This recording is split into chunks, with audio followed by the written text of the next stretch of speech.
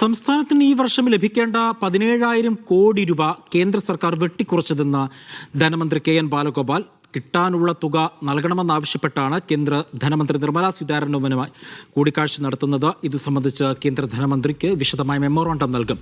കേരളത്തിന് കേന്ദ്ര സർക്കാർ ശ്വാസം മുട്ടിക്കുകയാണെന്നും ബാലഗോപാൽ വിമർശിച്ചു. ആ 12,000 കോടി നേരെ പകുതി വെട്ടിക്കുറയ്ക്കുക എന്ന് പറഞ്ഞാൽ അത് വലിയ ബുദ്ധിമുട്ടുണ്ടാക്കുന്ന കാര്യം തന്നെയാണ്. ആ ബുദ്ധിമുട്ടുണ്ടാകുന്ന തരത്തിൽ തന്നെ കേന്ദ്ര ഗവൺമെൻറ്റിൻ്റെ ഭാഗത്ത് നിന്ന് അങ്ങനൊരു സമീപനം വന്നത് അത് കറക്റ്റ് ചെയ്യണം. അങ്ങനെ ഇന്ന കാര്യം കൊണ്ട് ഞങ്ങളത് വിശദമായിട്ട് അതിന് കണക്ക് മെമ്മോറാണ്ടം തയ്യാറാക്കിയിട്ടുണ്ട്, ഒരു കത്ത് തയ്യാറാക്കിയിട്ടുണ്ട്. അത് വെച്ചിട്ടാണ് കാണുന്നത്. ഏതൊരു സ്ഥലത്തിനായാലും അങ്ങനെ വന്നു കഴിഞ്ഞാൽ അപകടം ഉണ്ടാകുന്ന സ്ഥിതി തന്നെയാണ്. അങ്ങനെ അപകടത്തിലേക്കല്ലല്ലോ വിടേണ്ട സ്റ്റേറ്റുകളെ. സജു തോമസ് ഉണ്ട് വിവരങ്ങൾ നൽകാനായി.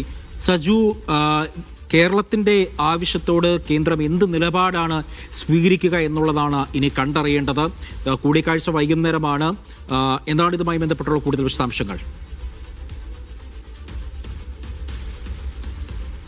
അജയ്, ഇന്ന് വൈകിട്ട് 4:30 ധനമന്ത്രി നിർമ്മല സീതാരാമനുമായിട്ട് ഇന്നിപ്പോൾ ഡൽഹിയിൽ കൂടിക്കാഴ്ച നടക്കുന്നത്. ബാലഗോപാൽ ഇന്ന് ഇപ്പോൾ വ്യക്തമാക്കിയിരിക്കുന്നത് സംസ്ഥാനത്തിന്റെ കിട്ടാനുള്ള പണം അത് കൃത്യമായി നേടിയെടുക്കാൻ വേണ്ടിയാണ് ഇന്നിപ്പോൾ ഈ ചർച്ച നടക്കുന്നത്. പ്രത്യേകിച്ച് 17,000 കോടി രൂപയാണ് സംസ്ഥാനത്തിന് ലഭിക്കേണ്ടതായിട്ടുള്ളത്. പക്ഷെ അതുമായി ബന്ധപ്പെട്ട് യാതൊരു പ്രതികരണത്തിനും കേന്ദ്ര സർക്കാരോ അല്ലെങ്കിൽ ധനമന്ത്രാലയോ തയ്യാറായിട്ടില്ല. ഈ വിഷയവുമായി ബന്ധപ്പെട്ട് നേരത്തെ തന്നെ പ്രതിസന്ധികളടക്കമുള്ള കാര്യങ്ങൾ ഉന്നയിച്ചിരുന്നു. പക്ഷേ ഇതിൽ കൃത്യമായിട്ടുള്ള ഒരു നിലപാട് കേന്ദ്ര സർക്കാർ എടുക്കുന്നതിന്, പ്രത്യേകിച്ച് കേരളത്തെ മാത്രമാണ് ഇത്തരത്തിൽ വലിയ തോതിലുള്ള വെട്ടിച്ചുരുക്കൽ വരുത്തിയിരിക്കുന്നത്. മറ്റു സംസ്ഥാനങ്ങളെക്കാളും വലിയ തോതിൽ ബുദ്ധിമുട്ട് അനുഭവിക്കുന്ന ഒരു സംസ്ഥാനമാണ് കേരളം. അതുകൊണ്ട് തന്നെ കൂടുതൽ പണം കേരളത്തിന് ആവശ്യമുണ്ട്. സംസ്ഥാനത്തിന്റെ കടമെടുപ്പ് പരിധി വെട്ടിച്ചുരുക്കിയതിൽ നേരത്തെ തന്നെ ആശങ്കകൾ അറിയിച്ചിരുന്നു. പക്ഷെ അതുമായി ബന്ധപ്പെട്ട് യാതൊരു നടപടിയും ധനമന്ത്രി നിർമ്മല സീതാരാമന്റെ ഭാഗത്തുനിന്ന് ഉണ്ടായിട്ടില്ല.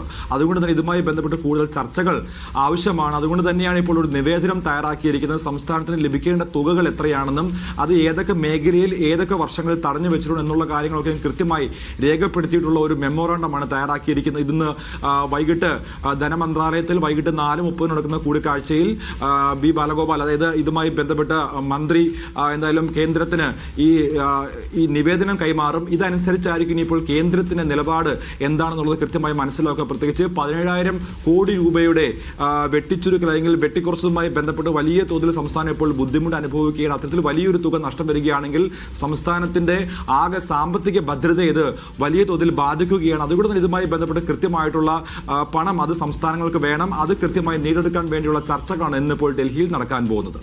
അജി, ശരി. സജു തോമസ് ആണ് വിവരങ്ങൾ നൽകിയത്.